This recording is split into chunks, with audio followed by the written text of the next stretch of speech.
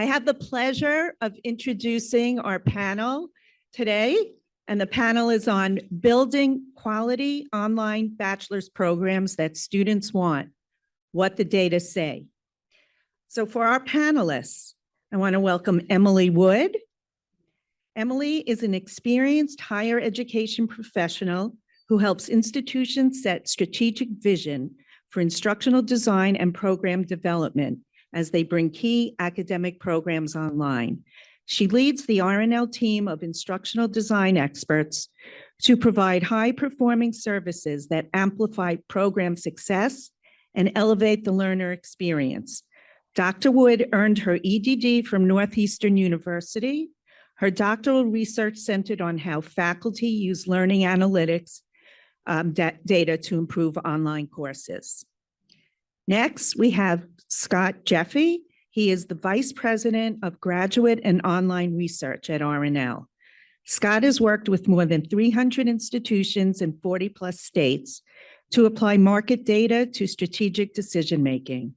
With a focus on profiling the demands and preferences of graduate students, undergraduate adult degree completers, and online students, Scott has developed a unique sensitivity to ensuring that programs align with student demand while upholding institutional mission and values. He is a regular presenter at national and regional conferences.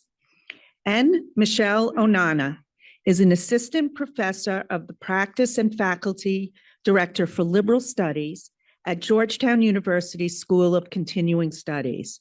She holds a PhD from the University of London Goldsmiths College in Media, Communications, and Cultural Studies. A passionate educator, Dr. Onana is motivated by the capacity of education to transform lives and foster a more just world. She teaches both undergraduate and graduate courses on gender, sexuality, post-colonialism, visual culture, and learning design. Please help me welcoming our panelists.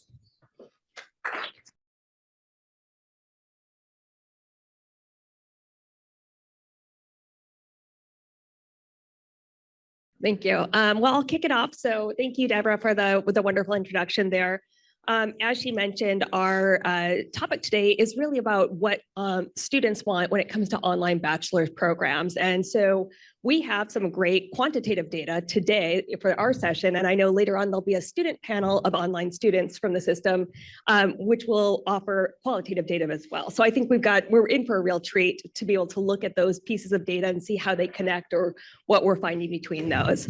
Our data well, we'll talk more about the data, but the way we're going to run this session today is we're going to offer 3 different perspectives as we look at this student data. And I'll be taking the role of the instructional designer just to kind of add to the expertise that Deborah already shared on this. I was a tenured faculty member at a community college in Washington State, Pierce College.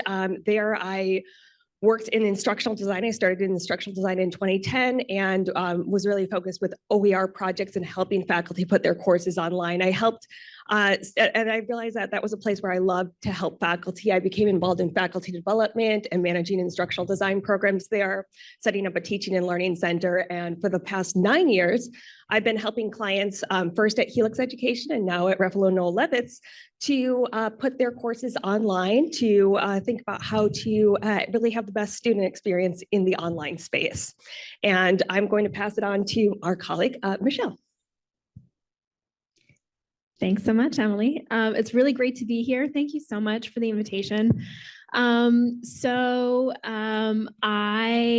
have been at Georgetown for 11 years. 9 years of that really were spent teaching small seminar style classes in a face-to-face environment on our Hilltop campus. Mostly to undergraduate, but also graduate students occasionally with a little bit of online teaching. It's been about 2 years since I transitioned to the role I'm currently in at the School of Continuing Studies, which has placed me in a whole new world. where I've been at the helm of launching our bachelor's completion program online. So the summer 2023 semester was our first semester transitioning to a fully online environment for that program. So it's been an incredible learning curve, lots of exciting opportunities, lots of challenges. And so I hope today that in sharing some of my experience, that'll provide some windows into the data that my two colleagues here are going to share. So I'll pass it over to you, Scott. Well, folks, so glad to be here this morning. I'm playing the researcher today. And that's my bailiwick, if you will, at RNL. And for 23 years before that, that's where I did those studies for 300 plus colleges, not least of which I counted 12 over that 20 years for SUNY institutions. Actually, my SUNY associations go long and deep, whether it be, oh my goodness, we did work for Finger Lakes, for SUNY Albany, for Binghamton, for Buffalo, so many institutions that were interested in understanding way back when I was working for literally the lady who wrote the book on why adults go back to school. Her name is Carol Eslanian. We were doing research in the background of an institution, trying to understand what that institution needed to do to make themselves attractive, or even a possibility for that adult student. After the adult undergrad, it was the professional graduate student. And then after that, it was online students. And then after that, it was that post-traditional student of any format that could not learn as probably all of us did in that traditional four-year experience, or even I had a traditional graduate experience also at SUNY. As a matter of fact, I did my MPA at SUNY Albany. My very first job, I counted back, it was literally 30 years ago. I started an internship with the Association of SUNY Community College Boards of Trustees, right in that central tower of SUNY Central. And I did that for half a year and had a great experience. Look, an MPA is a degree in bureaucracy, and I was right there in the center of the bureaucracy, so that was fantastic. Before we get in, I want to tell you a little bit about the study, and I'm going to try to keep my orientation to slide after slide very brief, because my brilliant colleagues here are going to be able to contextualize that. So essentially, if we're thinking about that title, I'm going to provide the what they want, and they're going to provide the how you do it at a high quality, okay? But before we do that, let me just pose something to y'all. I looked at NC SARA data, and last year, 70,000 New Yorkers decided to enroll in an online program outside New York State. We exported 70,000 people that wanted to enroll in a degree. Now, we don't have that data by bachelor's and master's or associate or doctorate, but we know that they left New York State to do it. And guess where they went most frequently? Arizona. I think we know what that is. 11,800 of them went to Arizona. I think what we're going to get at is SUNY institutions could do a better job from there, if I may be so dogmatic. 8,400 went to New Hampshire. I think we know what that one is.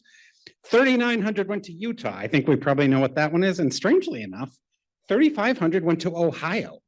I can't think of one of those large behemoth institutions there, but that was the fourth largest institution. I just say that because you can conjure up in your own mind without me saying who those institutions are. And as Emily is probably going to say to you during the day, I hate to steal your thunder, Emily. If we get into this bachelor's issue, and there's a lot of issues with offering online bachelors, by not offering online bachelors, you're not going to encourage a student that needs an online program into a classroom bachelor's, but rather you're going to maybe force that student that wants and not only wants, but can only consider it because of life circumstances, you may force them into a lower quality, and as represented by maybe some of that data there. Now, what we're going to look at today is that the data that underpins the conversation was generated in a survey in late 2022 of 1,609 prospective online learners. There were 524 bachelor's candidates in that. And I'm sorry, it was not late 2022, it was early 2022. As I said, they were all prospective students. That's going to come in very important at least one point during our conversation today. And our focus was how they search their decision-making priorities, their expectations of the programs that they consider, and relatively high-level format choices. Now, I'm very excited to tell you that today, as of today, we are at our roughly 900th survey respondents for the 2024 survey of online learners. We've changed the methodology a little bit. This year's study is going to be both prospective and enrolled online students. We're going to share one of the tables today that we're going to share with you is from that study. It represents 800 because we pulled it a couple of days ago. If you would like to be among the first to get that and you have your phone available, scan that QR code and we'll put you right on the list for the release of that report on May 1st. What we're really excited about that study is we didn't just redo, when Carol and I were doing research nationwide, we would often basically ask the same questions every 2 years because we wanted longitudinal data to see how change was.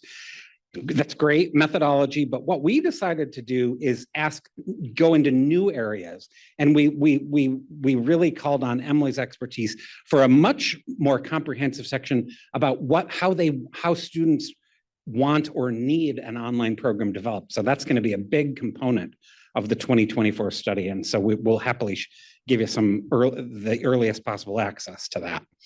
Emily, before we get into the data, I'm going to turn it back to you to just talk about the paradigm, if you will. Absolutely. Well, and just another plug for that study is we did ask students some AI related questions. Yes. So asking them about what tools they use or would consider using for their practice as they're studying. So some of those kind of legacy tools that I heard mentioned, as well as some other innovative uses of AI and how they interpret using those. So really excited to see the results for that. But right now, before we get into the data and before we hear more about what's going on at Georgetown, I wanted to just present a framework here. And this is actually from another study. So McKinsey & Company for the past few years has been really involved and concerned as a research focus on online learning. So they conducted a study of actually 7,000 students from 17 different countries. So you have a much broader global perspective. And of course, we need to account for some of those cultural and regional differences that may impact what they're looking at, but there's some global truths here. And what students are looking for, they basically were able to identify 8 dimensions of online learning that are in 3 broad categories. And so as a way for us to think about the data that we're going to present and for us to think about what online bachelor's programs or online programs in general can do to meet student expectations, we have a seamless journey, engaging pedagogy, and a caring network. And if you advance to the next slide, we'll get more deep into those 8 dimensions. So for a seamless journey, do we have a clear roadmap for students? Do they have an easy digital experience so they can focus on the content, not on how to navigate their LMS? For engaging pedagogy, there's quite a bit here, right? Adaptive learning, practical learning, captivating delivery, and balanced learning formats. And I know that there's so many in this audience that are familiar with the Oscar rubric and that use that as part of their practice for instructional design or online teaching. So thinking about these are really, those elements of engaging pedagogy come out in that rubric as well. And then when it comes to a supportive network, right? So do they have a strong community? Do they feel like they're getting timely support? And for those of us who are online instructors, those of us who are instructional designers, those of us who are administrators or support students in online programs, I think we'd look at this and say, this isn't just what students want. These are what we would say are best practices. This is must have. This means that we have a quality program. So I think there's a lot of parallels here, and we'll just use this. I mentioned it now so we can think about how the data of what students want really fits into these categories and these dimensions. And with that, I'll pass it on to Michelle. Great, thank you so much. So this is really just a slide that gives you an overview of the BA in Liberal Studies program and explains some of the key changes that we made. Not unimportant is the fact that the BA in Liberal Studies was the first degree granting program at Georgetown School of Continuing Studies, launched in 1978. As you might imagine, Georgetown is a school to which change can come rather slowly. So it was a very big deal to take a program like that and start to put in the building blocks that would eventually lead to its transition online in the summer of 2023. So as a liberal studies program, of course, we have a really strong emphasis on the humanities and social sciences. And then we sort of pepper in various professional disciplines so that our students have opportunities to apply some of the skills they learn in the humanities and social sciences courses to different professional tracks that might be of interest to them. Currently, we have 273 students in the online program, ranging in age from 18 to 57. With a median age of 33. So very, very broad range of students. We also have 97% of students that are domestic. So one of the things that changed for us as we transitioned to fully online, of course, we could no longer sponsor students for visas. So that did change our student demographic substantially. So we are catering to a much larger sort of ratio of domestic students overall. 48% of students identify as students of color. So again, without going into the nitty-gritty of the demographics of our Hilltop undergraduate population, that's about 5 times more students of color than we see represented on our Hilltop campus. 64% of students identify as women, also an increase on that front. 13% are military connected. That continues to be a really strong component of our student population. We'll talk about transfer credits in a moment, but I think it's interesting to note that many students are bringing in a rather large number of transfer credits to our program, which is wonderful. And perhaps the most significant change was what we did with our tuition. So we brought the tuition down from a little over $900 per credit hour to $400 per credit hour, starting in the summer of 2023. For years, when I was on the Hilltop campus, I worked really closely with our teaching and learning center there on diversity and inclusion initiatives. I contend that one of the biggest things and probably most straightforward things we can do to increase accessibility is just lower the cost. I was also educated in Canada, so that definitely informs my perspective. But it has been a game changer. Another piece of that was continuing our articulation agreements with local community colleges so that students who are earning either some credit or full, yes, thank you, or full associate's degrees are able to bring that into our program and work towards a bachelor's degree. So with that, I'll hand it back over to Scott. So I want to just share a quick context of what's going on in the online education space nationally from a data perspective. Quick question for you. How many of you, raise your hands if you're in the room, how many of you have read a story in the last month, maybe in Inside Higher Education or one of these things that says online education is down for the 2nd year in a row? I'm so glad. Nothing has irritated me more than Inside Higher Ed. I mean, everybody performing clickbait. So yes, about 3 weeks ago, there was a story that says distance students distancing from distance education. Very catchy headline. And then the first line was, for the 2nd year in a row, fewer students are choosing to enroll in online. Does anybody want to take a guess at the disingenuousness of that? What was 3 years ago? In case you forgot. All right. So I wrote a whole blog on it last Friday.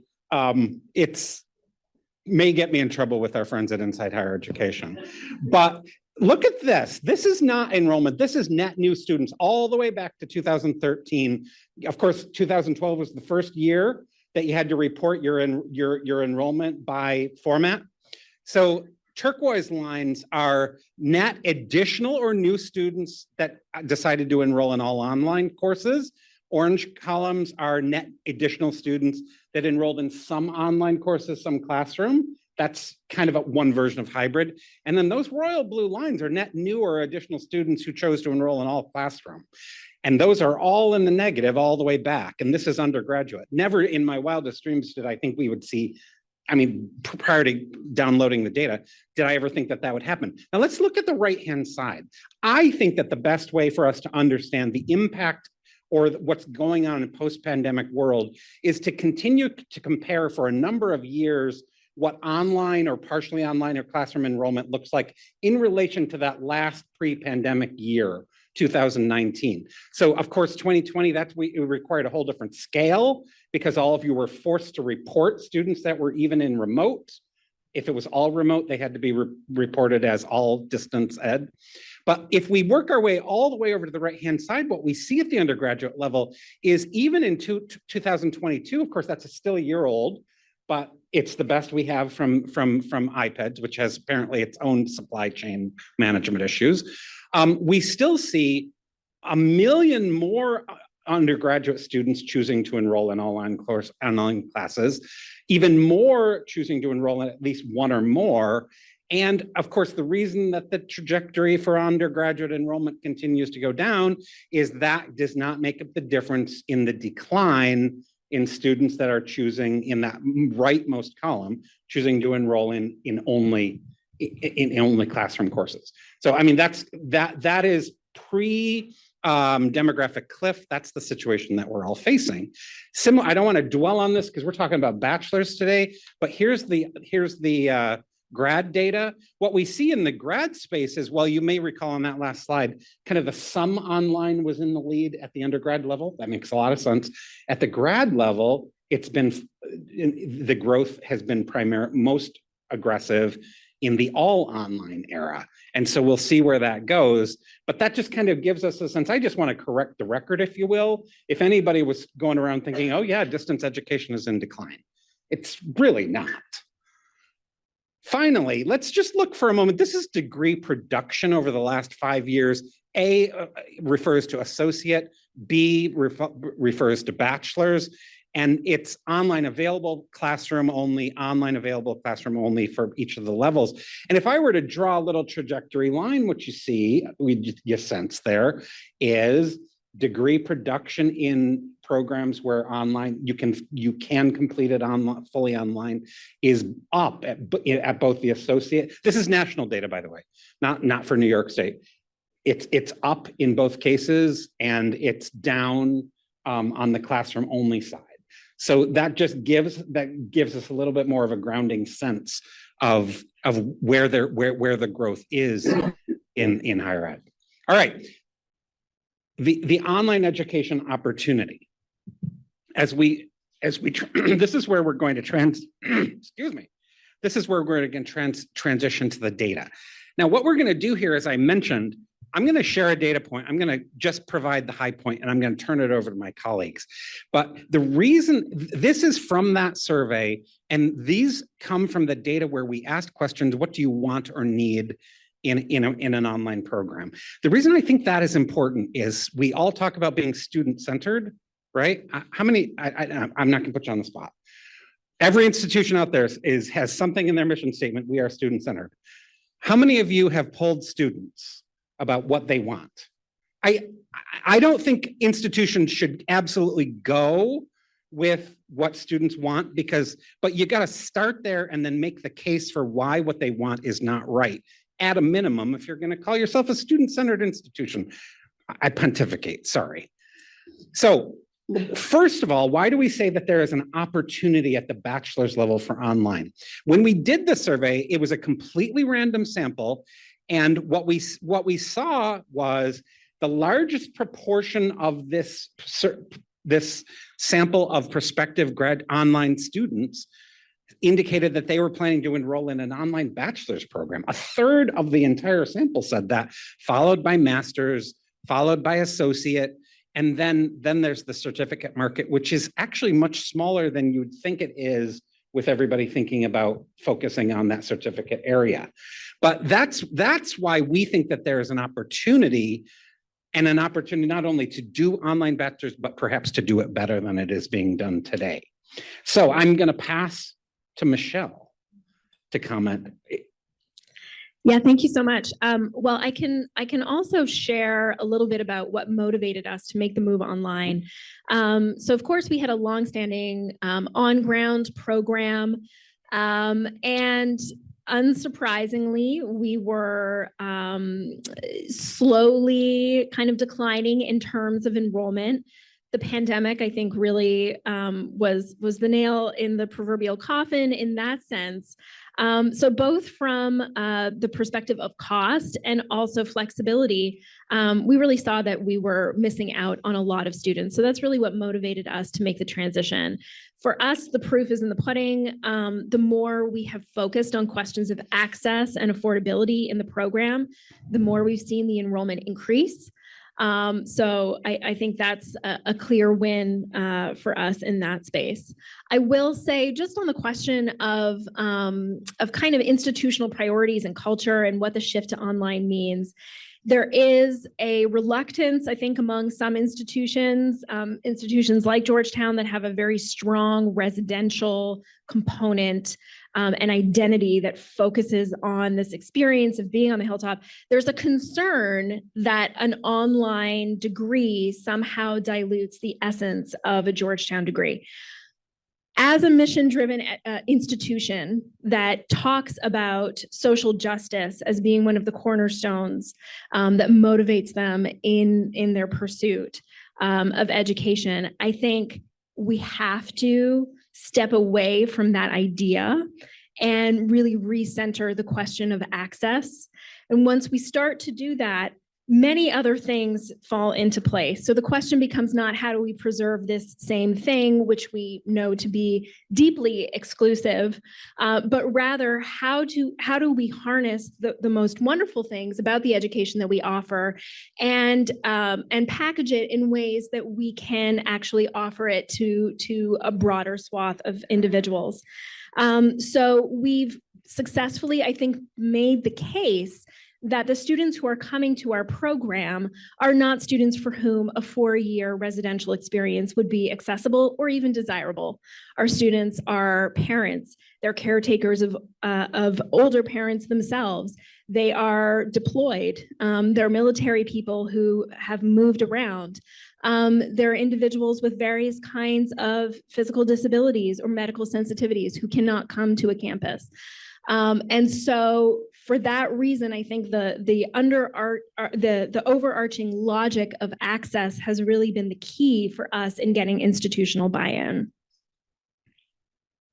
And thank you. I think we'd like to just open this up to get a sense from you, the audience, what is happening with online bachelor's programs at your institution? And so, Christine, I'll just open it up so anybody who is on Zoom, please feel free to put in the chat, either A, B, C, D. A, we have many. B, we have a few.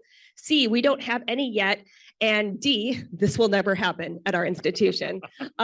So curious to get that from, and Christine can help report out the results. Thank you, Christine Page. And I'm curious, for the folks in this room, how many of you would say we have a few? We can see by raise of hands. We have a few. All right. So we've got a few that say we have a few. We have, sorry, I missed it. We have many. How many would you say we have many different online bachelor's programs? Okay, we've got we don't have any yet. Okay, we've got a few more who are saying that. And how about who's saying this will never happen? Well, and that is a good point. I know there's many here from associates institutions like community colleges, so that may not happen. Although, there are quite a few community colleges that are now offering bachelor's programs. Most of those, again, are more practical applied, and so they're happening on campus. But who knows? There could be potential for online as well. Curious to get a sense from our folks that are not in the room. Christine, could you possibly get a report and to see who's saying what in the chat? Yeah, absolutely. Yeah, absolutely. Majority of folks are, saying we have a few. So let me go back. I can give you a whole rundown if that's what you're looking for. But yeah, there's a lot of people in here. I don't know if you want to hear every single person. We don't need to hear everyone, but yeah, I guess just that kind of the flavor of what you're seeing, that's fine. Yeah, B is primarily the majority of the answers. All right, thank you, thank you. right. Well, that's really helpful. And as we start thinking about the rest of the data here, for those of you who have some or are developing some, thinking about how you can shape your bachelor's program to ensure that it is student-centered in the way that it's meeting student needs and desires. So here's the first data point. When we asked the folks who were planning to enroll in an online bachelor's, how many credits had you how many credits have you earned to date as you approach an online bachelor's degree program? Almost none of them had no credit, but very few of them had 60 credit, which breaks my heart in my community college roots, in that they're either using community colleges possibly to not aggregate credits, but earn credits, or other four-year institutions. We know that's also a factor, but they tend to be ready to transfer in to an online bachelor's at less than 60 on average. The median ends up being about 45. So Michelle, how does this match up with what your experience is at Georgetown? Yeah, absolutely. So it matches up pretty closely, though not exactly. So we do see students transferring in typically above 50 credits. And what that says to us, and we'll get to kind of what that means for program design in a moment, but what that says to us is that many of our students are coming in having already completed, in some cases, entire majors. And so we really have to be creative about the kinds of courses that we're offering students, so that they're offered a lot of sort of introductory level courses, but also courses that will honor the experience that they already have. So that is a challenge, and probably in terms of program design, I would say one of the hardest things to solve for, in a sense, because we've got folks coming from a very broad range of disciplines. We actually don't have an official requirement that students need to have transfer credits, but it's like I wouldn't even say a handful, like 2 or 3 who are coming in after having taken a break between high school and higher ed, and are coming in with no credits at all. Yeah, Emily, more broadly speaking, for instructional design, what does this mean?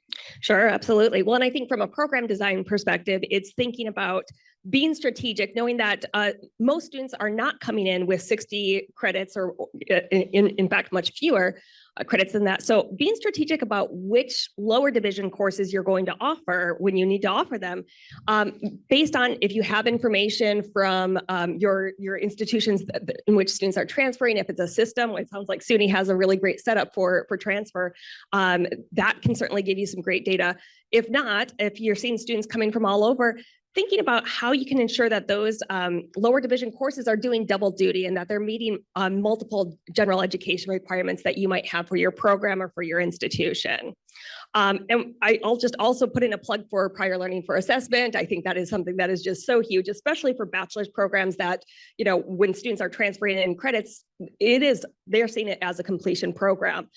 So is there a pathway for students to, if the traditional credit transfer doesn't work through transcripts, is there a way for them to demonstrate their prior learning? We've worked with many institutions that have begun to offer portfolio courses or seminars where students spend the majority of that time thinking about how and developing a portfolio so they can demonstrate credit for the learning that they may have gained through life experience, through a non-traditional educational experience, through military, and that can be so valuable to bring students to your program. Working on an online core seems to be something that institutions may want to be thinking about more and more. I hope I'm not wading into a hornet's nest, but here's why. Another one of those post-pandemic trends that we're documenting is, while undergrad traditional students were wild about getting back to the classroom, the experience of emergency remote or online seems to have redefined what they value doing in a classroom. And I don't know whether you're hearing this on your campuses, but we're hearing it in focus groups and things like this, that they're wild about being on campus, but then there's this conversation that's constantly going on. Well, I don't want to do that in a classroom. And it's often their core courses. And for big research universities, that could be good because it could reduce class size in the classroom. For smaller institutions, I went to liberal arts colleges, that they hold the core near and dear.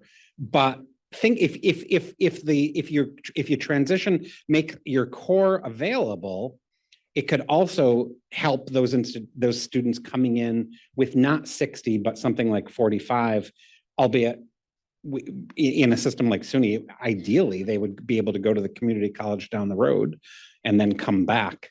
But then you might miss losing them. Here's the next thing. 85% of online students are adults, but then there is that 15% that aren't. So while you should design your online programs for the adult, and go back to the 80s, there was andragogy was all the rage. And it literally was a science that said, you can teach, you can have different requirements for adults than for traditional students. And in the age of efficiency and all of that, that kind of went away, but maybe it needs to come back. Michelle, does your program have an age minimum? So we do not have an age minimum. Age is a protected category in the District of Columbia, so we can't legally have one. Not that we were necessarily looking to do that. But of course, we do see that our students typically are about 13 to 15 years older than the undergraduates that we enroll on the Hilltop. So, again, for me as an educator, that has been one of the most rewarding elements of teaching this particular group of students. So, my introduction to sexuality studies class that I, used to teach on the Hilltop, we'd have to watch documentaries about the AIDS crisis. And students, vaguely would understand it, but had to learn about what that actually meant for the queer community in the United States and abroad. In my online class, I have individuals who lived through the AIDS crisis, who were community organizers during that time, and they're in that space offering their expertise and lived experience that we're all benefiting from. So I think that's really, in terms of age, been the most tremendous thing. And for these students in particular who are so used to feeling that their age is a drawback for them when it comes to higher ed, it's really meaningful for them to be in a space where they hear, no, actually, this is a value added for us. This is expertise that you're bringing into the classroom, and we want to honor that. Very interesting. Folks, this is the one data point from the 2024 data. This represents about 800 of our sample. We pulled this down yesterday, the day before yesterday. And the question was, what are you most concerned about in enrolling in an online program? And look what we see here. The single most frequent concern is a lack of interaction with instructors. By the way, significantly more, quite a bit more frequent than lack of interaction with fellow students. I'm sorry, it got cut off, but the third from the bottom, that lack of interaction with ... with classmates or fellow students. So almost 10% more. One of the things that I'd like to point out, though, and this speaks to the march of time, the pandemic, and everything, none of these things were of enough concern to select in this question by more than 37% of our respondents. The last time I asked a question like that, which was about 5 years ago, we had some of these that were in the neighborhood of 50 to 60%. And by the way, even 5 years ago, it was those engagement issues. So Michelle, comment, how are when we talked about these data, you nodded when we first talked about them. How are you addressing these in the program you've put together? I mean, absolutely. I would say this very accurately sums up the questions that we get from prospective students. So our courses are designed to be entirely asynchronous, except we have built-in optional synchronous sessions with our faculty and teaching assistants. So what we've done is we've really tried to blend the flexibility of the asynchronous model with opportunities to engage with faculty. They're optional. So the students who are able to come.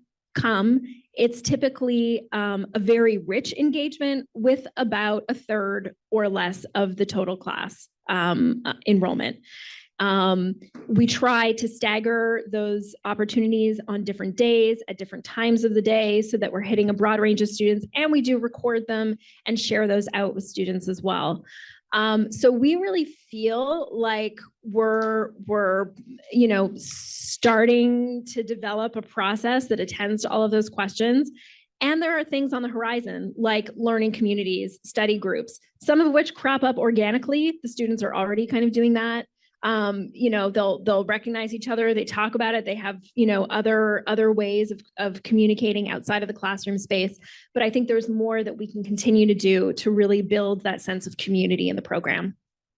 Now, I'm going to move on because we have a slide where we're going to kind of return to some of this in the 2022 data for Emily to make some comment. We call this next little segment, what's hot, what's not, because this is where we get into a few of the responses from the questions about how would they like their online program shaped. When we asked the course length of the program that they were most interested or planning to enroll in, 70% indicated that they were planning to enroll in a program that offered its courses in less than semester length. By the way, at the graduate level, that's 19%. I would almost be I've already demonstrated that I'm very dogmatic. I would almost say that if you're doing online master's degrees and not doing them accelerated, you should not do them. Because if you're going to all the expense of creating an online program where you can only attract 19% or perhaps even 30%, that really does limit the attractiveness of it. By the way, here's one thing I would say before I turn it over. The rest of those people are voting for acceleration. So if what your institution could do is break your semester into 2 terms, that you will get the majority of the folks that are looking for an accelerated program. Maybe not that 5-week nonsense, but I'm sorry, I just think that's ridiculous. What can you learn in 5 weeks? But they're voting for acceleration, and the notion of throwing away your academic calendar is ludicrous. Isn't it hard enough to just get people on board to perhaps consider some acceleration? So, Emily, how does this affect learning and course design first? Sure, absolutely. Well, knowing that acceleration is really what those students want and that they're looking for those shorter formats, we know that because we know that the adult population in particular who might be attracted to these programs, that works better for their life, that works better for their work, their family responsibilities, being able to complete those courses. It keeps them on track. From an instructional design perspective, there's a lot of online instructors in this audience, and there's a lot of instructional design expertise in this audience. So we know that it is not as simple as taking 16 weeks and saying, okay, now it's 8 weeks, so we're just going to do 2 modules a week. That is not how it works. And anybody who has tried that has probably run into some issues, especially when thinking about what that looks like in an online format. So really, and I know I'm probably preaching to the choir here, but outcomes-based courses are the easiest to move into a variety of formats. For some of our clients, we've just with a single client, they've had a 16-week format online, they've had a 10-week format online, and a 5-week format online. All of those met the same learning outcomes. All of those had assessments where we could see that students could meet those learning outcomes. Now, the assessments look different. The learning activities that got students there were different, but everything was aligned. So being able to really draw upon that alignment is so key as you think about how can we shift, how can we accelerate? Maybe we're going to go for an 8-week, but we also need to be flexible because that might not work with the summer semester, for instance, or the summer term that we're offering. Now, Michelle, I know yours isn't, but tell us what you're doing. That's right. So previously in our on-ground program, we offered module A and B sessions, which were kind of, to your point, the not 5 weeks, but 8-week version. And actually what we found is that students overall were not as successful in that model. So, we're again in the 3rd semester of this online iteration of the program, still learning things, still testing, still adapting. However, it did inform our decision to stick with the sort of traditional summer or traditional academic calendar, with the exception that we do offer summer semester courses. Mm. So typically, if you're an undergraduate in person on Georgetown's Hilltop campus, you can register for summer online or summer classes, but that's a separate thing. Our students don't have to do that. They already have access to those summer classes. So we move from, so we have 15-week in the fall and spring, and then a 13-week semester in the summer. That's how we've addressed the question of acceleration as well. Yeah. But who knows what lies ahead? But I mean, to me, that's the example of you've brought your institution along as far as you can, and you're making it work. You've got 200 and some odd students enrolled in that program, so it is working. Let's go on to the next thing. So how many courses are they planning to enroll in? Almost half of them say 2, another 40% are saying 3 or more. So these are not students that are enrolling one course at a time. And so what is, Emily, again, let's turn to you first. How does this affect how you create courses and the pacing that goes along with them? Sure, absolutely. Well, it's fantastic when you have this data for your program and you can see those trends, because then you're able to use that as a guide when you're designing courses, when you're designing the assessments, when you're designing and planning out kind of that cadence of whether it's an accelerated term or not. But knowing that, when pairing this with the last slide, many students are looking for an accelerated term. So let's just say, 8 to 8 weeks or 7 weeks or so, and they're planning to take multiple courses. There's affordances and limitations with that. And being aware of that allows us to think about, well, students might have a deeper focus because maybe they're only taking 2 courses at a time, and then they're going to switch to, the B semester, the B part of the semester. That can help us think about, how deep can we go with some of these topics? It can also help us think about how do we structure assessments in a way that students are able to still meet those learning outcomes, but have the ability to really take care of what they need to do on a schedule that limits some assessments possibly, especially ones where you want to see progress over the course of many weeks, but it also allows for quite a bit of creativity in how you're going to ask students to demonstrate their knowledge. And Michelle, how many do your students take? So typically we also see students taking 2 courses, but to your your earlier point about the importance of a caring network, this is where advising is key. We have students routinely who will come in and they are so eager to finish and they are hungry for that degree, and they'll register for 4 classes. We do our very best through advising, through orientation sessions, to let students know 6 to 10 hours per week is how long it will take you to get through 1 3-credit class. 6 to 10. Welcome to college, friends. If you have no other responsibilities, go ahead, take 4 classes.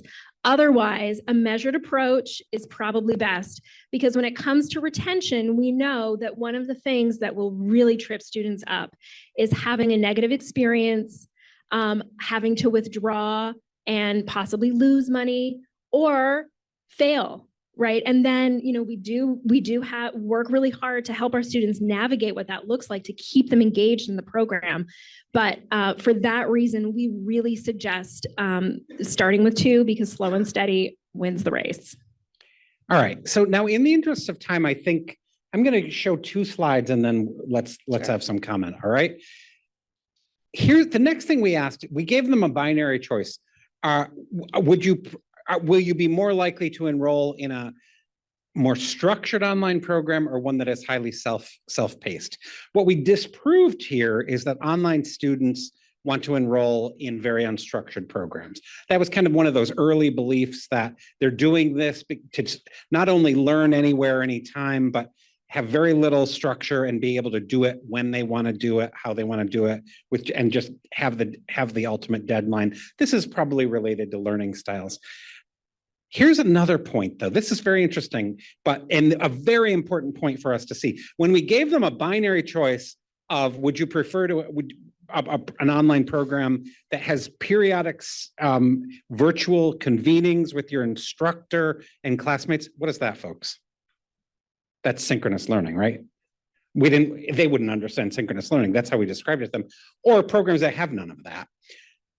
These folks said to the tune of 73% of bachelor students that they would prefer a program that had periodic scheduled meetings. Now, any of you that have such a program probably know that that's a complete no-go, right? Many of you that have optional sessions like that have nobody show up, right? So what is going on here? Remember, this was a sample entirely comprised of prospective students that haven't done it yet. And when we tie it to their concerns, which are driven by engagement with their instructor, engagement with their fellow students, all of those things, my hypothesis is that prior to doing this, the only way that they can conjure up how they're going to be able to communicate with people is to have that synchronicity. Perhaps that's driven by what they experienced during the pandemic or otherwise. So what does this mean for folks? This does not mean, in my opinion, that you should go forward with synchronous online courses or even a few sessions that are required, but you absolutely should do optional synchronous sessions, knowing that probably no one is going to show up. Why? By the way, you should also put that in your program descriptions, in your marketing materials, because before a student does it, they have no idea how sophisticated Emily can make it or Michelle can make it. So if you say there are periodic opportunities for you to convene with your instructor and fellow students, that allays that concern and it makes them perhaps more likely to enroll in your program. Now, thoughts? Yes, I'll briefly comment because there's a lot here, but you know, when it comes to that idea, going back to that slide where we showed from the 2024 data, where that greatest concern is, it's connecting. It's that I won't have an opportunity to engage with my instructor. So even if those sessions are mostly attended by just a few people, you know, or that there's not much opportunity for peer engagement, there's still that opportunity for instructor engagement. Now, engagement does not have to happen synchronously, and I think we all who have been in the online space know that there are many asynchronous ways to encourage engagement. And I don't mean just discussion boards, right? There is a lot beyond that. And so finding ways that you can build that into your program. But to Scott's point, folks who might be new to online or might be unsure, what does online look like for your program, may need to see, hey, I'm going to have some opportunities. I know what it looks like that I can join a session and I can meet with an expert in the field and I can meet with somebody that really cares about me. I'll also add, you know, whether this is synchronous or asynchronous, a big thing that students want, and I think we have a slide later on this, is they want to know that there's going to be value for them later on in their career, that this is going to help them advance their career, and having opportunities for experts outside, you know, non-academic experts in the field, people that might be from potential employers that they could go to, joining them is just such a huge piece as well for them to be able to build that caring network and to have that engaging learning experience. I've advanced us to that actual slide because I mean, I know we don't have very much time, but are there questions or comments? Yeah, and I know, I think one of our polls is we were going to ask about synchronous, and so maybe we can jump back to that in a moment, but yes. So we have an online school leadership program. It's graduate level. Oh, can you hear me now? Yeah. So we have an online graduate program. It's a postmaster's advanced graduate certificate program that licenses people to be school leaders, K through 12 school leaders. And so we have cohorts which meet synchronous, and then we have the more traditional, which is asynchronous. Mm-hmm. Now, the asynchronous students say they want some more synchronous meetings, but the synchronous students say they want more combination of asynchronous. So I think reality is somewhere in between. Yes. Exactly. I mean, that's the push-pull, I think. But our experts here comment. Oh, I think you've got a great point on this. Well, I just also want to say, although our synchronous sessions tend to be very small, we have yet to have a synchronous session where no students showed up at all. So for the students who want or need that engagement is really, really, really crucial. The other thing I'll say is that from a faculty recruitment perspective, that means that you have to look for people whose calling it is to work in your program, whatever your program's mission is, whatever they're seeking to do, so that when that synchronous engagement happens, it's meaningful and authentic. And so we found that those engagements, even though we may only have, 3 to 12 students in the space, can really make or break it for some of our students. Do many of you feel that you could get more buy-in on campus for bachelor's online if it was synchronous? Is that a theme on campuses? And for those in Zoom, please feel free to add to the chat because I'm really curious to hear a global perspective on that. Yeah. Anybody in the room feel like that a synchronous component might help sell a bachelor's or any sort of online program at your institution? Oh, I see a hand. Simone. Hi, Simone Reynolds, SUNY Downstate. So for our experience, coming out of the pandemic, we went in, as everybody else did, fully remote. But we had students who came back who wanted to still have that high flex, even though we were stepping away from it. And one of the big things that you'll hear, and again, it's sort of split where you have those students who recognize that they didn't do as well in the 100% asynchronous environment. So you'll hear them say, I love the synchronous environment. I want to interact with my peers. You had a group of them who yearned to be back in the classroom. You had the group who yearned to be on Zoom because asynchronous didn't work. And then you had the other group, who were like, I can't stand all of this. I just need everything online. I'll do everything in Brightspace. I don't need the interaction. One of the things I'm always saying is that there are as many paths to a bachelor's degree as there are students. And that continues to be true. And I think you're absolutely right.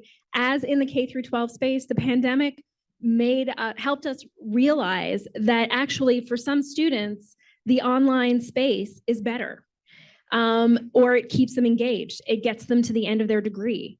And the same is true for the in-person. So I think we really need to consider all of that from the perspective of access, which was really one of my sort of, driving values in designing the program. Until we have things like universal childcare, until we have functioning, public transit infrastructure, until cities like DC are actually, livable for people, for working people, we need to be thinking about other ways of opening up educational possibilities for everyone. And so I think that's really what it is. What we're having to respond to is that the one size fits all approach is not going to cut it, not now, and certainly not 5-10 years from now in higher ed. Michelle, the folks in the online are talking about high flex, and someone made the comment that there's no appetite for fully synchronous courses. So they've mentioned high flex and the need for flexibility, that synchronous is very constraining, and that hybrid, they are also talking about hybrid. Any comments? Yeah, I mean, I would agree that for most students, a fully synchronous class is probably not accessible for them. Students who are working or who have other caretaking responsibilities, they get home from work and day number 2 starts. So for us, the synchronous model, the fully synchronous model is really kind of off the table at this point. And we're really fully in the online async plus optional synchronous engagement space, which I think really gets at the best of both worlds. Great, thanks. There's one more comment I want to read, and we're running out of time here for the session, but what does the data say about developing quality online bachelor's programs that promote the rigorous development of psychomotor physical skills, thinking specifically like patient care, taking blood samples or lab skills, preparing samples for analysis, for example, that might not be learning objectives of courses focused on developing conceptual knowledge, but are objectives of lab courses and are important to employers. Comments? Sure, I can speak just a bit to this, and I know that there's a lot of expertise in this room, so somebody might be able to jump in as well. But I think that is really where partnerships, looking at community partnerships, becomes so important. Are there places where if there's a skill that needs to be demonstrated and demonstrated with high level of accuracy, is there a place where they can do that? Is there a hospital site where they can do that, where they can demonstrate that pieces? I know there's a lot of advancement with VR and AR, but I don't think that we're there yet where I would feel comfortable with somebody drawing my blood if they had only done it on VR. I think many of us also would agree on that. So thinking about where can we leverage either partnerships with other universities where they have those lab spaces, partnerships with hospitals. I'm thinking in the medical world because I know I've advised some folks on that. But I'm also curious if there's any other examples here that really do get at those psychomotor skills that are essential for so many of the roles today. Yeah. So again, we have a K through 12 school leadership preparation program, and the challenge that we face is we are training our aspiring school leaders within an environment in which they don't operate, right? I mean, they don't operate virtually, a principal, right? So you have to have project-based learning. They have to take back they have to have a meaningful dialogue with the stakeholders within their school districts, the aspiring school leaders, about problem solving. And, it has to be brought back to the school where they work. Dr. Foreman, you want to, any? All right. And then the other thing is, that, what this might be a look into the future, and this is a topic shift. We have a study, which is pending publication, which we had to rename No Aftermath, all right? Because it was really a comparison for grades 3 through 8 children on English language arts and math scores, okay? And we did a comparison of pre and post pandemic. All of the school leaders on Long Island have this assumption that test scores were lower after the pandemic because of virtual instruction. They're actually higher in ELA and math. Wow. And the statistics show that in 90 school districts. Oh my God. Where will that study be published? I'd love to see that. Well, if it's accepted, the Journal for Leadership and Instruction. Okay. Wow. Yeah. Yeah. There's one more question in the virtual chat that I want to mention, and we do have to wrap this session up. How do schools compete for fully online students in terms of price point with low-cost alternative education providers? Scott, I know you've done some research in this area. First of all, flexibility, convenience win out over all other factors. Only 1/4 of online students in the survey indicated that they chose the lowest priced institution that they were looking at. So, but the big winner, more than that, about 30% was flexibility and convenience. So the more flexible, the more convenient that online program can be, the better. And then the other thing is there is a preference for the local option. 40 more. In our graduate study last year, I don't have the statistic for undergrad, but the consistency of undergrad adult, online grad makes me think that there's a lot of validity, and we'll know this very soon. More online students now live within 25 miles. 40% of them live within 25 miles of where they enroll than classroom students.